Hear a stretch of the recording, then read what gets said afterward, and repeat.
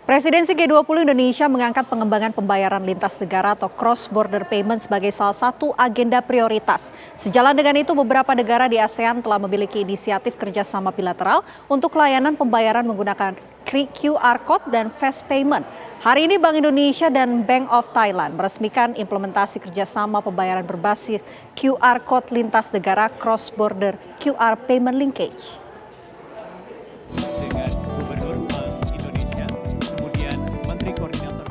Presiden Joko Widodo secara resmi meluncurkan Kartu Kredit Pemerintah atau KKP Domestik dan Quick Response Code Indonesian Standard atau KRIS antar negara. Menurut Presiden, peluncuran KKP Domestik dan KRIS antar negara yang dinilainya sebagai wujud perkembangan ekonomi digital di tanah air. Sebagai pemegang presidensi KTT G20 tahun ini, Indonesia memang mengedepankan pengembangan pembayaran lintas negara atau cross-border payment sebagai salah satu agenda prioritas.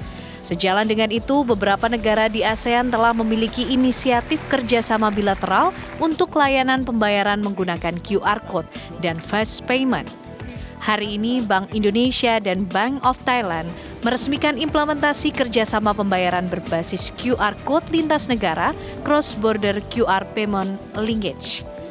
Terkait KRIS antar negara, Presiden Joko Widodo mengharapkan sistem ini dapat meningkatkan efisiensi transaksi dengan QR Code antar negara di ASEAN.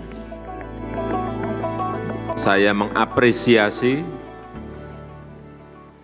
kartu kredit pemerintah domestik dan juga KRIS QR Code Indonesian Standard yang diluncurkan oleh Bank Indonesia, bukti bahwa negara kita, Indonesia ini mengikuti kecepatan perubahan teknologi digital di bidang ekonomi.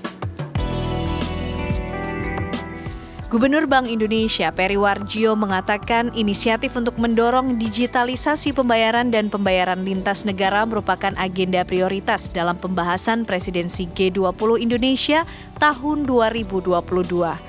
Inisiatif tersebut bertujuan untuk menghubungkan pembayaran lintas negara melalui interkoneksi QR Code nasional antar kedua negara.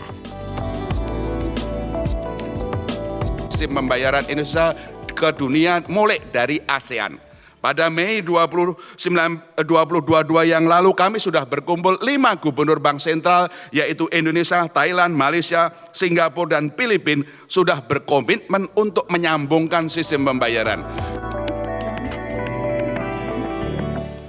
Saat ini digitalisasi pembayaran semakin modern dan dibutuhkan masyarakat global. Digitalisasi ekonomi dan keuangan telah menjadi inisiatif yang universal dan seluruh anggota G20 maupun bank-bank sentral sedunia telah sepakat memperkuat dan memprioritaskan pembayaran lintas batas. Dari Jakarta, tim TV One mengabarkan.